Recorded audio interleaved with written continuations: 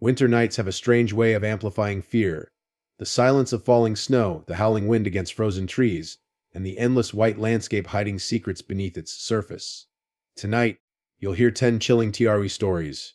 Encounters that happened on icy highways, inside dark cabins, and in blizzards where survival was never guaranteed.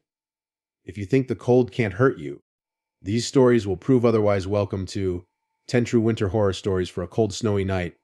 The snowstorm had rolled in faster than anyone expected, blanketing the road in white and reducing visibility to only a few feet ahead.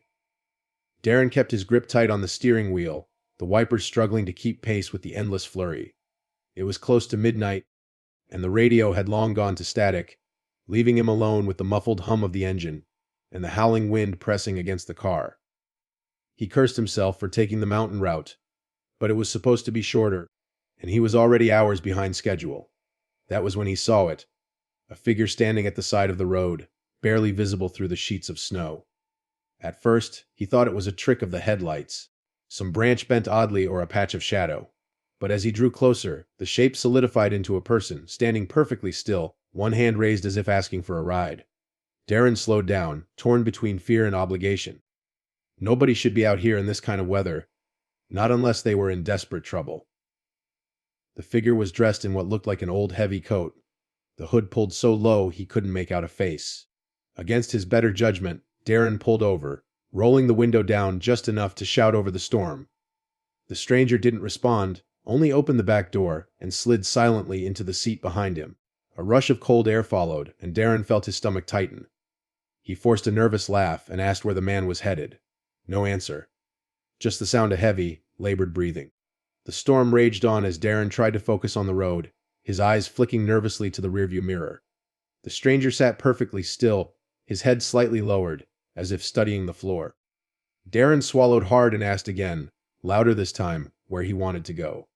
The only response was the faint sound of boots shifting against the rubber mat, slow and deliberate. It felt less like movement and more like a reminder that someone was back there. The atmosphere inside the car grew heavier, the air colder, almost as if the storm had seeped in through the doors. Darren's breath fogged in the air, and he glanced at the heater, realizing it was blasting at full power yet providing no warmth. Minutes passed like hours, every second stretching thin with unease. When Darren dared to glance back again, he caught the faint glimmer of something under the hood of the man's coat. A pale shape that might have been a face, though it seemed wrong, too smooth and too still, like porcelain under shadow. His pulse quickened, and he pressed harder on the accelerator, trying to convince himself it was nothing more than exhaustion playing tricks. But the longer he drove, the colder it became, until the steering wheel itself felt like ice beneath his fingers, and every breath came out in a shiver. The lake was frozen solid, stretching like a sheet of glass under the pale glow of the moon. The snowfall from earlier in the day had stopped, leaving the night eerily still, the kind of silence that pressed against the ears until even the smallest sound felt deafening. Ryan had grown up near this lake, and he knew the stories the older folks told, about those who vanished in winter, their bodies never recovered when the ice thawed. He never put much weight in those tales. That night, walking home from a friend's cabin party, he decided to take a shortcut across the ice, ignoring the longer but safer trail that wound through the woods. The air bit at his face, his boots crunching against the thin layer of snow scattered across the frozen surface. For a while, there was only the steady rhythm of his steps and the echo that followed each one. It was only after a few minutes that he noticed the echo didn't always match. At first, he brushed it off as sound bouncing strangely across the frozen lake. But then, when he stopped moving, the footsteps didn't stop. They came 2 beats after, faint but distinct, like someone dragging their feet across the ice behind him. Ryan froze, his breath visible in shaky plumes. The lake stretched open and empty around him. Nothing but moonlight on ice, yet the sound persisted. Slow, deliberate steps crunching closer. His instincts told him not to look back, that whatever was pacing him wasn't meant to be seen. Still, fear won over curiosity, and he turned. The ice gleamed in every direction, barren and untouched. There was nothing there. Heart pounding, he forced himself to keep walking, faster this time, trying to convince himself it was stress, the cold playing tricks. But the steps behind him quickened too, always a few beats behind, never quite in sync. His pace turned into a jog, boots skidding slightly across the slick surface, and the sound followed. Louder now, heavier, as though whatever was trailing him was growing bolder. Ryan glanced toward the far shore. It felt miles away, though it couldn't have been more than a few hundred yards. The silence of the night had broken, replaced by that relentless pursuit across the ice. He dared to look back once more, and his heart nearly stopped. For just a moment, a dark shape flickered against the frozen expanse. A figure crouched low, almost crawling on all fours, its limbs oddly bent as it dragged itself forward. The moment Ryan blinked, it was gone, leaving only the empty shimmer of moonlight.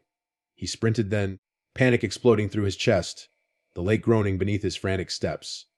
Each time his boots struck the ice, the sound behind him matched, impossibly close, almost breathing against his neck. The far shoreline seemed to slip farther away with every desperate stride, as though the lake itself was stretching, pulling him deeper into its frozen heart. The cabin sat at the edge of the woods, snow piled high against its sides, the roof sagging slightly under the weight of ice that had been building for weeks. Emily and her younger brother Mark had driven out earlier that evening, planning to spend a quiet weekend away from the city. The storm hit harder than the forecast predicted, cutting off power not long after they unpacked. At first, they laughed it off, lighting candles and piling blankets near the fireplace. The flickering glow made the room feel almost cozy, but as the night deepened, the temperature dropped, and the shadows stretched in strange directions. Every creak of the wooden beams sounded louder, without the hum of electricity filling the silence. Mark had gone outside earlier to fetch more firewood, and when he returned, his face was pale, his boots soaked. He swore he heard someone moving around in the snow near the tree line, but when he looked, no footprints trailed beyond his own. Emily dismissed it, trying to reassure him, though unease gnawed at her as the hours dragged on. The storm rattled the windows, and in the dim candlelight, both of them began to notice things out of place. A chair they hadn't touched seemed to shift slightly, angled differently than before. A cabinet door swung open, even though Emily was certain she had closed it earlier. The draft in the cabin was inexplicably sharp, as if something had slipped in unnoticed when Mark returned. The fire sputtered despite the fresh logs, throwing sparks as if resisting the warmth they desperately needed. The air grew colder, colder than it should have been even with the power gone. Emily wrapped herself in blankets, her breath fogging in front of her, and tried to distract herself by reading from her phone, though the battery was nearly dead. Mark sat in silence, his eyes fixed on the shadows collecting in the far corner of the room. At one point, he asked her if she could hear it too, the faint sound of shuffling, like someone dragging their feet slowly across the floorboards upstairs. Emily's heart clenched. The cabin had no second floor. They both sat frozen, the sound repeating, deliberate, almost taunting. She tried to tell herself it was the storm pressing against the roof, snow sliding off the shingles, but then the noise grew sharper, closer, as if coming down the stairs that didn't exist. The candles flickered violently, one of them snuffing out on its own, plunging part of the room into darkness. Mark clutched her arm, whispering that he saw movement in the corner, something darker than the shadows themselves. Emily forced herself not to look, every muscle in her body tense as the cold deepened, until even the air around them felt heavy with something unseen pressing down. The storm rolled across the valley with a ferocity that made the trees bend and groan, their branches snapping under the weight of wind and snow. Jacob trudged along the narrow trail, pulling his scarf tighter around his face as the flurries whipped against his skin. He regretted not leaving the lodge earlier, but he thought he could beat the storm home. Now the forest around him was vanishing beneath a curtain of white, the trail almost erased beneath his boots. The world felt muted, as though the snow swallowed every sound except the howling gusts, until he heard something faint and unnatural threading through the storm. At first it was just a murmur, a trick of the wind curling between the trees. But then it grew clearer, a distinct whisper, a voice almost brushing against his ear though he was alone. He spun, heart pounding, the beam of his flashlight catching only drifting snowflakes and skeletal branches. The whisper came again, this time from ahead, soft but unmistakable. It was calling his name. Jacob froze, his throat tightening. The storm pressed in around him, but the sound carried through it effortlessly, as though it wasn't bound by the wind. He took a hesitant step forward, telling himself it was his imagination, yet the voice followed, repeating his name in a low, breathy tone. The path twisted, forcing him deeper into the trees.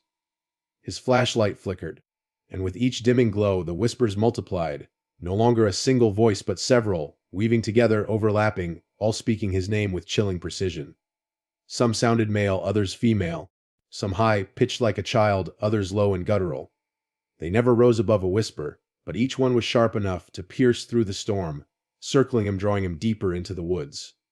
He tried covering his ears, but the sound seeped inside his head, as though the voices were not carried by air at all but existed in his mind. Panic quickened his steps, boots crunching faster against the snow, but with each movement the whispers adjusted, some coaxing him forward, others warning him to stop. One voice, louder than the rest, hissed directly into his ear, so close he felt the warmth of breath against his frozen skin. He swung around violently, his flashlight beam cutting across the trees, and for the briefest second, he saw shapes between the trunks, pale outlines, human-like but elongated, standing motionless in the snow. The light flickered again, and when it steadied, they were gone. Jacob stumbled, nearly dropping the flashlight, his pulse thundering in his chest. The whispers swelled, surrounding him completely, overlapping in a maddening chorus until he couldn't distinguish one from another. His legs shook, and the cold gnawed through his coat as if the storm itself had turned against him. Somewhere in the blinding white ahead. The path split, though he didn't remember it ever branching before. One trail was swallowed in shadow, the other strangely illuminated, and the whispers urged him toward both, their tones frantic, insistent, contradicting one another with a desperation that felt almost human. The ski lodge at the edge of the mountain was empty that night, abandoned for the season, its windows frosted over and icicles hanging like jagged teeth from the roof.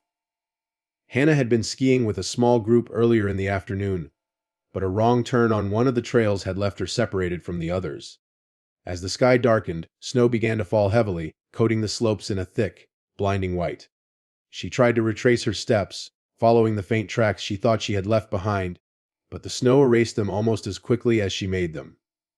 Every direction looked the same, endless undisturbed powder stretching across hills and valleys, the forest line looming like a dark wall in the distance.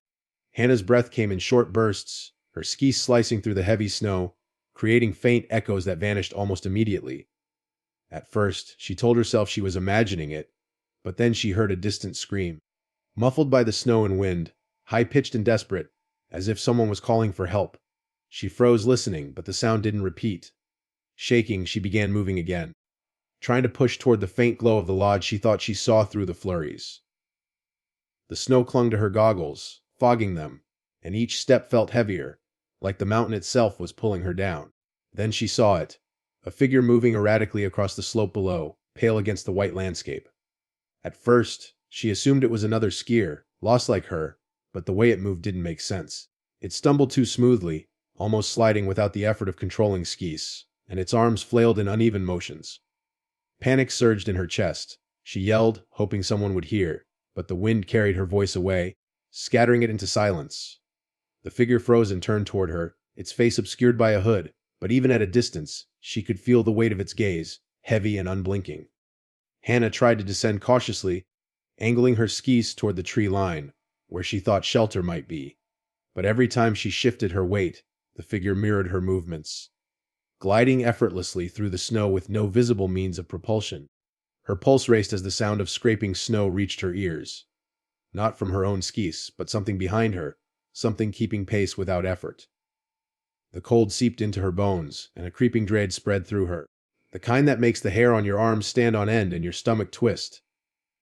She risked a glance over her shoulder, and the figure was closer now, moving in a way that defied balance and physics, yet it remained unnervingly quiet except for the faint crunch of snow under its unseen feet. Her skis threatened to slip on the icy patches, and with each turn, the figure adjusted perfectly, never losing ground. Hannah's eyes darted toward the lodge again, hoping the glow she'd seen was real, but it had vanished, replaced by the unbroken expanse of snow and shadows, stretching endlessly beneath the pale moonlight. Tea was well past midnight, when Claire finally drifted into an uneasy sleep in her small apartment, the wind outside rattling the window panes and whistling through the narrow alley below. She had lived there for years and never thought much about the sounds of the city at night, but something felt different tonight, colder somehow, as if the darkness had weight. Around 2 in the morning, she woke with a start, convinced she had heard something tapping against the glass. Her heart raced as she listened, straining to catch the faintest hint of a sound. At first, there was nothing, just the creaking of the old building settling in the cold. But then it came again, A soft, deliberate knock, slow and measured, coming from the side window facing the street. She froze, unsure whether to call out or pretend she was asleep, the rational part of her mind arguing it could be anything, a branch, a loose shutter, maybe even a prankster. But the knocking continued, rhythmic and deliberate, sending shivers down her spine. Gathering courage, Claire slid the blinds aside, just enough to peer through the frost-smeared glass. The street below was empty, deserted even for the early hours. No sign of life except for the scattered snow and shadows stretching under the streetlights. She blinked, convinced she must have imagined it, yet the tap came again, this time more insistent, almost like someone was scratching lightly at the window pane. Her pulse quickened. She considered calling the building security or even the police, but her phone lay across the room, buried under a pile of blankets. She took a deep breath and moved closer, trying to see beyond the frost, when the silhouette of a figure appeared, standing perfectly still just a few feet from the glass. Its face was hidden under a hood, dark and featureless in the weak light. Claire's stomach turned to ice as she realized the figure's head tilted ever so slightly, following her every movement. She stumbled back, knocking over a chair, and the tapping stopped. Silence descended, heavy and suffocating. Then a new sound emerged, from inside the apartment, soft but deliberate. Footsteps on the floorboards above her bedroom ceiling. She lived on the top floor. Panic gripped her chest as she tried to convince herself it was the building settling. But the cadence of the steps was unmistakable, moving closer toward her bedroom door.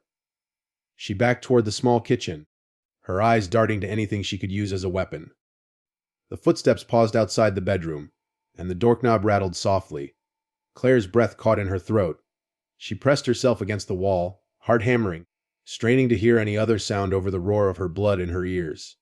The wind outside howled through the narrow gap of the slightly open window, carrying the faint smell of cold iron, like blood mingled with frost.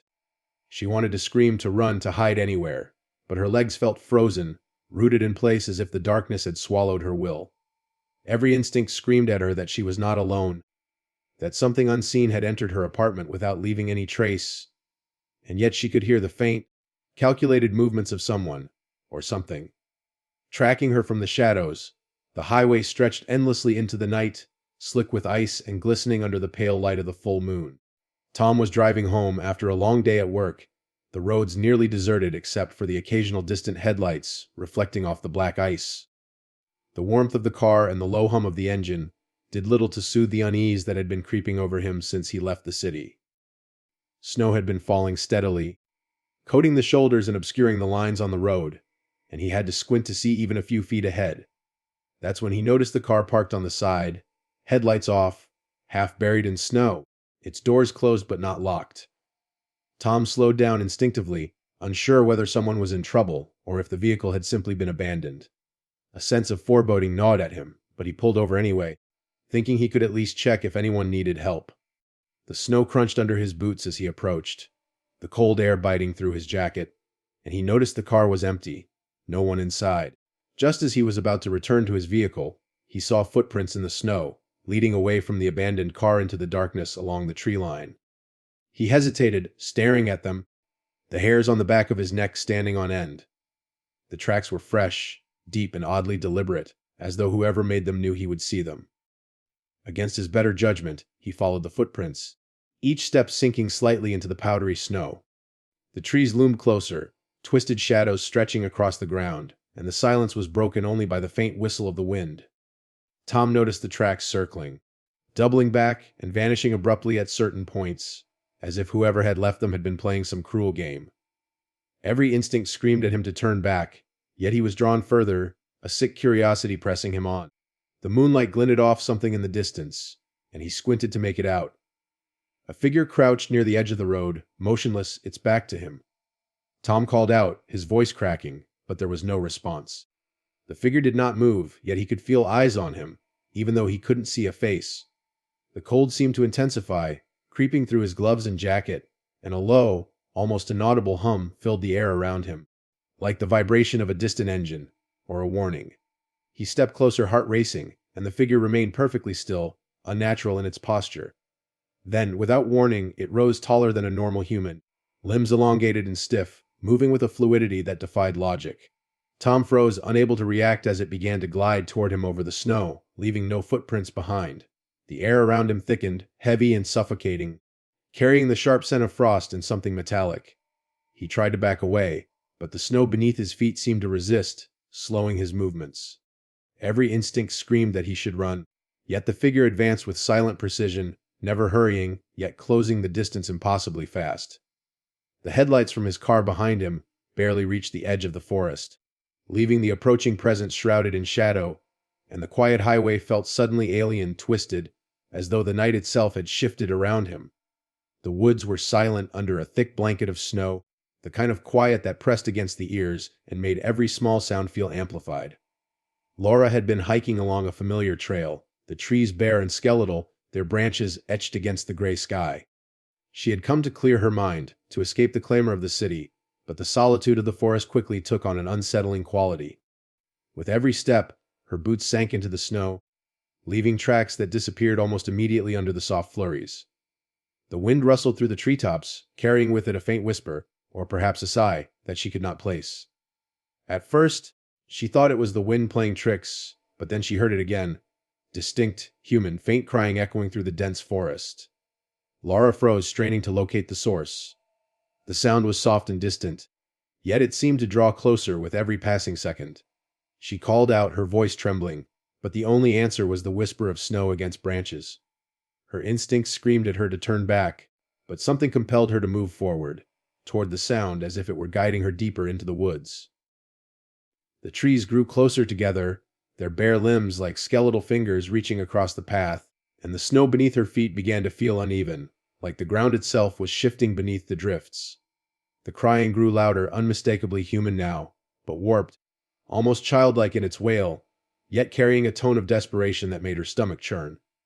Shadows danced at the edge of her vision, fleeting glimpses of movement that vanished whenever she tried to focus. Laura's heart raced as she stumbled over a root half, hidden beneath the snow, and she caught herself on a tree, her gloves leaving streaks of red against the white. She paused to catch her breath, and in the stillness, she realized that the crying had stopped. The sudden silence was worse than the sound, pressing against her ears and making her feel exposed. Then a new noise began, soft footsteps, barely audible, crunching against the snow behind her. She spun, but the forest appeared empty, nothing moving except the swaying branches. The footsteps quickened slightly, matching her pace now, yet there was no one to be seen. Panic set in, and Laura began to run, her lungs burning as she tore through the snow, branches scratching at her face. The crying returned, not ahead of her this time, but surrounding her, bouncing between the trees, coming from all directions at once. It was impossible to tell where it was coming from, as if the sound itself had taken shape in the forest, alive and deliberate, driving her forward and back at the same time. Her breaths came in ragged gasps, and the shadows seemed to move with her, flitting between trees, closer now, almost brushing her arms as she ran. Each step sank deeper into the snow, and with every movement, the cries and whispers followed, relentless, echoing through the frozen woods, pressing against her mind, refusing to be ignored.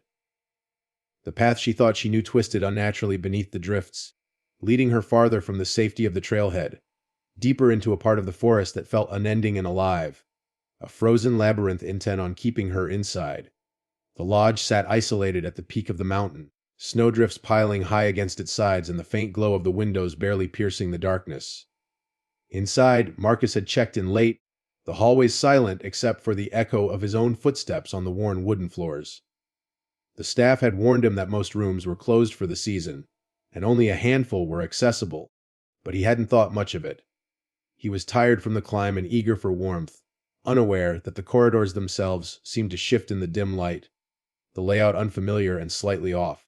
When he reached the door to his assigned room, a chill ran down his spine. The key turned easily, but as he pushed the door open, the room was dark and cold, unlit except for the faint outline of furniture in the moonlight filtering through frosted windows.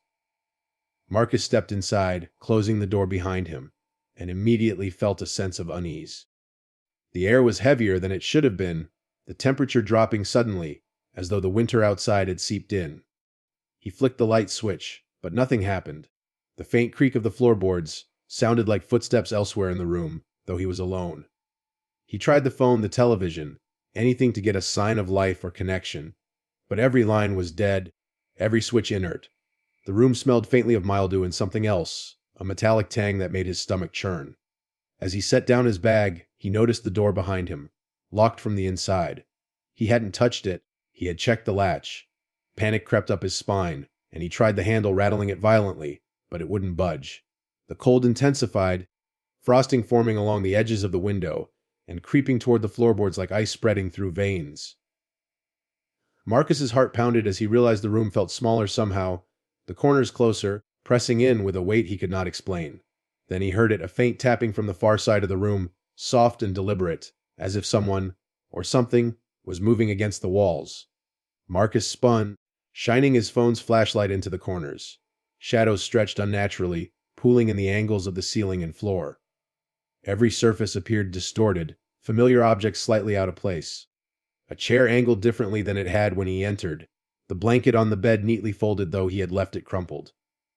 The tapping grew louder, rhythmic now, almost like a heartbeat syncing with his own, and he realized it wasn't coming from the walls, but from beneath the floorboards. He knelt, pressing an ear to the cold wooden planks, and felt a vibration, faint but unmistakable, as if someone was moving deliberately under the floor, pacing, circling, waiting. Marcus tried calling out, shouting for help, pounding on the walls, but his voice sounded muffled, distant, swallowed by the oppressive silence of the lodge. The windows rattled slightly as the wind howled outside, and in the reflection on the darkened glass, he thought he saw a figure standing behind him. Just for a second. Featureless and pale, he spun around, but the room was empty again except for the oppressive chill and the persistent tapping coming from directly under his feet, steady, patient, and deliberate. Here's a detailed explanation of Chapter 10 with the ending, followed by a thank you message for your audience. The snow had turned the streets into a frozen labyrinth, and Ethan's breath came in ragged puffs as he trudged home, the night heavier than usual. The city was nearly deserted, the streetlights casting long, distorted shadows over the ice, slick sidewalks. He had stayed late at work, and now, with the wind whipping snow into his face, every step felt like a struggle. The further he walked, the more he noticed how quiet it had become, almost unnaturally so. The occasional crunch of his boots against the frozen pavement seemed to echo endlessly, swallowed by the darkness around him. Somewhere nearby, a faint sound of shuffling snow suggested he wasn't entirely alone, though when he glanced over his shoulder, the streets appeared empty, the buildings looming silently on either side. As he continued, Ethan realized that the shadows were shifting unnaturally, stretching across the pavement in ways that didn't match the lamplight. Each alley he passed seemed to whisper, carrying the faintest hints of footsteps that weren't his own. He told himself it was just the wind or exhaustion, but his instincts screamed that something was following him. The sound grew steadily closer, keeping pace, yet every time he spun around, he saw nothing, only the endless stretch of snowy streets. Panic tightened his chest, and he began to pick up his pace, skidding slightly on the ice with each hurried step. Turning a corner, he saw a figure standing at the edge of the street, half hidden in shadows. It was impossibly still, yet there was a sense of intent in the way it watched him. Ethan froze, hoping it might vanish, but the figure remained, as though it had been waiting for him all along. He tried to walk past casually, heart hammering, but the sound of footsteps behind him grew louder, more insistent, matching his own in a rhythm that made the hair on his arms stand on end. He broke into a run, the snow spraying beneath his boots, and the figure glided forward with an unnatural speed. Silent except for the soft rustle of frozen fabric, the streets twisted unfamiliar now and the city seemed to warp around him. Every attempt to reach familiar ground led him deeper into the snow-laden maze. Desperation clawed at him as he rounded another corner, and the figure remained there unblinking, unyielding. With a final surge of adrenaline, Ethan dove into an alley he had never noticed before, stumbling into a small, dimly lit park. The snow muffled the figure's approach, but he could feel its presence, oppressive and suffocating. Just as he thought he had nowhere left to go, a streetlight flickered overhead, illuminating a set of footprints leading to a nearby apartment building.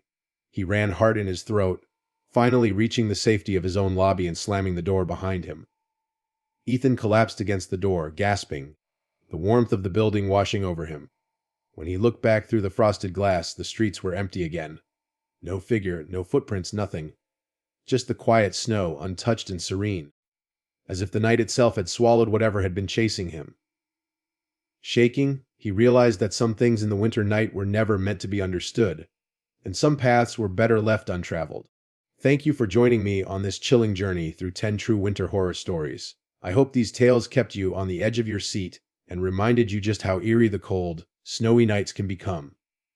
Remember, the next time you hear footsteps in the snow or a whisper in the wind, perhaps it's not just your imagination. Stay warm, stay safe, and never stop exploring the mysteries of the night.